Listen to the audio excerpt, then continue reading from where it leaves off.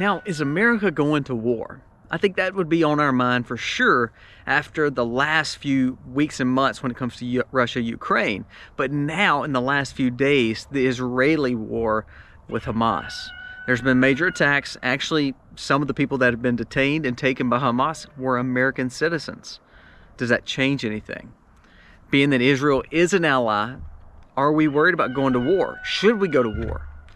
And let's jump into it. I'm going to talk about 3 things today of why we should not go to war, but also making sure that we are doing all that we can to, of course, help Israel, which is a true ally, unlike Ukraine. Most people know that we've always stood with Israel. Not that I'm changing policies. I still don't believe we need to be sending our young people to fight in wars that we shouldn't be in. But here we are open to another situation in the Middle East that's going to cost you your pocketbook, because guess what? Middle East always brings war on money when it comes to your oil, the gas, the usage of energy. And here we go again. Let's jump into 3 reasons why we should not go to war, and how I think we need to try to do something else, and how we need to have a better solution. Let's jump into it. Today's video starts right now.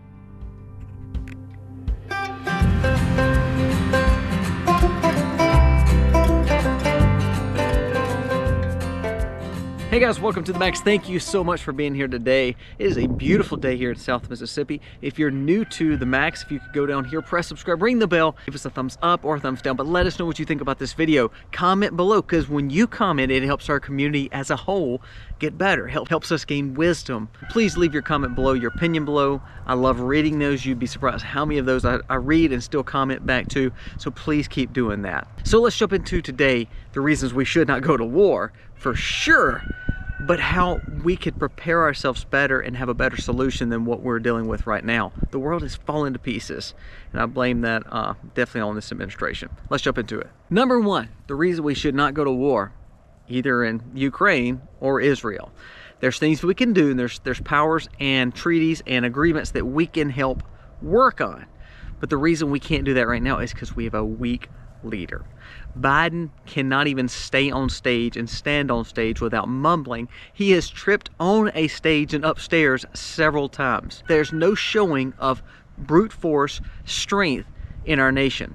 We're imploding based on the leadership. A business, a country, whatever you're dealing with, if they have a proven leader, their business, their country runs smoother. If we have a situation where we have a bad leader, for instance, if you have a bad boss, that means no one's going to enjoy the job's not going to get done, and it's not going to be successful. Well, it's the same way with Biden. If we do not have someone who is leading us through strength, that has a cognitive ability to handle the situation, then I honestly believe we're going to falter, and it's not our fight to be waging. No matter how much we love groups of people, for instance in Russia, Ukraine, they did not do anything for us to get into that war. I know we want to police the world, and I know that we believe we can help everybody, but we can't. So when we don't have a proven leader and we have weak leadership, then I believe there's a lot of bad players that come out. Look at the China situation. So if we're getting into Russia, Ukraine, and here we are, we've spent hundreds of billions of dollars, our stockpile is low, and here we are still sending more money to Russia, Ukraine. All of a sudden Hamas comes into Israel. Now the scary thing about this is Hamas is funded by someone. That's going to be Iran. Well, we have a weak leader because he just funneled $6 billion to Iran. So do you actually believe that he is going to do a good job of leading us into this situation? No. So therefore we need to stay out of it. Also, we have to start building our surplus back up because we've given so much away to Ukraine, and all the while we have a semiconductor situation with Taiwan, and our goal is to keep those parts running to America. If China takes over Taiwan, we're into a bigger issue. So we should not put ourselves in this, and it all becomes because of one reason: a weak leader. That is the main reason and the main objective to stay out of these wars, is because we have someone who doesn't have the cognitive ability to get into these wars. Also, I think the people he's put in charge, like the Joint Chiefs of Staff, like the Defense Secretary, I don't know if they're actually in it to actually be resilient and winners. I believe they're in it for political ambitions, and I honestly believe they're not doing anything to help our military strengthen. If our military is not showing strength around the world, they're following the leader who is weak. They're going to look weak across the world. We're not doing anything to help Ukraine. Russia's getting stronger, so why do we want to move right into Israel? Why do we want to move right into China? We're not strong anymore when it comes to our leader, and when our leader's not strong, our military looks weak, therefore all this stuff goes wrong. So first and foremost, I don't think we need to get into it because of weak leadership. Number two, why do we want to go fight for Ukraine's border? Why do we want to go fight for the Gaza Strip or the Israeli border? Yes, we want them to have sovereign nations, but we can't even fight for our own border. We have millions of people coming across the southern border. We actually don't have a lot of defenses on the northern border. So why do we believe that we want to put ourselves in different areas to fight over borders that we can't even control our own? Is Ukraine or Israel sending their troops over here to help us with our border? No, we're still under an invasion here. Why are we not doing more about our border? If we're going to invest money in making sure a place and a line and a fence and a gate and whatever you want to call it, if a country is sovereign and we want their sovereignty to be strong and independent, why don't we start with America first? So number one, weak leadership, we don't need to be over in these areas. Two, we can't even control our own borders. Why in the world do we think that we need to be in someone else's backyard trying to control theirs? That makes no sense. That's like me telling you how to be a millionaire and I'm poor living in a box on the street.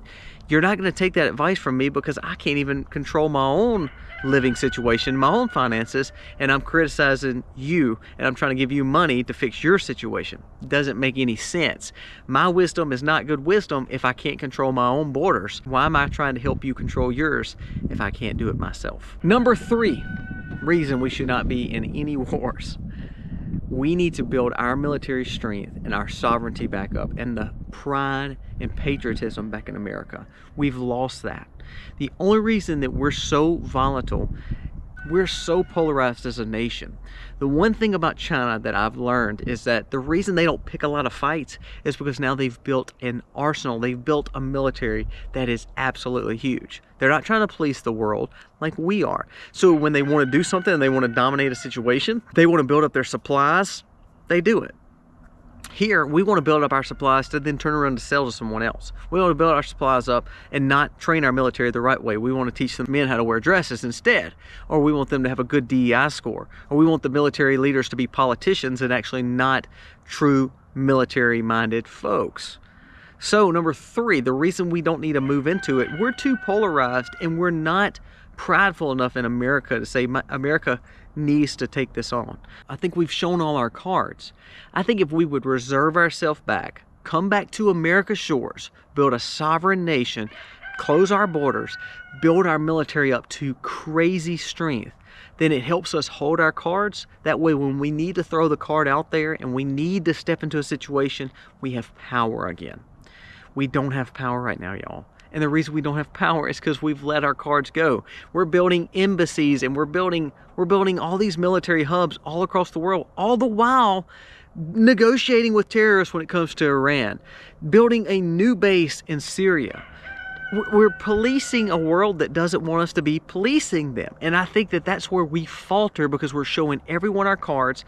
Are we really showing strength? Here we are putting crazy amount of sanctions on Russia and it's done absolutely nothing because guess what? India, China, Iran, all of them are still buying from Russia. So therefore, they don't need our approval or our sanctions. It's not hurting them. So it makes us look even weaker. Like the weak leadership makes us look weak as a military because we are not doing anything to actually hurt them anymore. Let's start building our financials up, our sovereignty up, our pride up. Then when we start laying out those cards, we're going to start making huge changes and we're going to bring everybody to the table. You know, we could have ended the Russia-Ukraine war already. You know why? Because we could have quit funneling money to Zelensky. We could have come up with an agreement and it would have worked out and there would have been no bloodshed like we've had right now. We could go in there with Israel and Hamas and probably make something kind of like the Abraham Accord, something kind of like what Trump was doing. But no, we want to just sell them military stuff and for all these innocent people to die right there in Israel and Gaza Strip. Hamas should not attack. I believe that Israel should go and do what they want to do because they're the ones that are having to deal with the fact of the war. But America does not need to do anything other than Be supportive, build strength, and try to find common ground and stay the heck out of the way and quit trying to be in every war across the world. It shows our cards. There's going to be division between that, polarization, because people like this side or that side. America needs to come back to shore, get strength again, get pride again in America, and stay away from wars. Remember, there's only been one president that has not put us in wars and have dealt with wars in the last few years, and it's going to be Trump. What I'm saying is, let's quit worrying about every event across the world and start worrying about America once again. Think of what if we had 110, 115, 120 billion dollars that we gave Ukraine.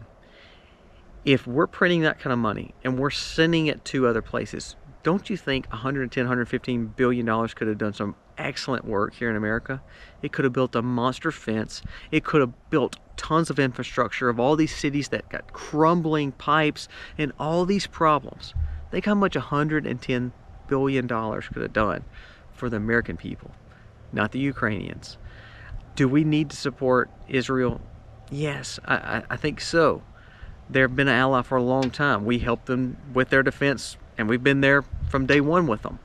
But there's times that if we have a weak leader, we have a military that's not showing strength, we have no money, we have no sovereignty in our own borders, it's kind of hard to say, I'm going to try to fix your situation when we got a bad situation here back at our home. So that's my thoughts. You may not agree with it, but I don't think we need to be entering ourselves in all these wars. Let them deal with it. We need to show strength by trying to help them work it out in solidarity. That doesn't mean it's actually going to happen, but remember, it's not our fight. We need to support who we want to support, who can help us, who are our trade partners, and do it in the best way possible. But just throwing billions over there and throwing tanks and building and doing proxy wars is not the answer, especially with the leadership that we have right now all across the board. They're failing us. We actually hadn't really won a war since World War II. Now, I don't want to say there's winners and losers when war, but there's no reason for us to keep getting in wars if we're going to keep losing people and losing supplies. Look at Afghanistan. Come on, people. That was a waste. And now we're seeing that Taliban and some of those things that we left may have filtered right to Hamas. Weak leadership puts weakness across the world, which makes America not have true strength to be able to help make policy and keep peace around the world. Comment below, am I wrong, am I right? Should we get in these wars or not? I'm saying no. Let's bring that money home. Let's bring our troops home. Let's protect our own borders. Let's build a strengthened military, get a stronger leader in the White House, and I think from that, we'll be in way better shape when we have to go and put our cards out. Guys, thank you so much for watching. God bless. Happy Homestead.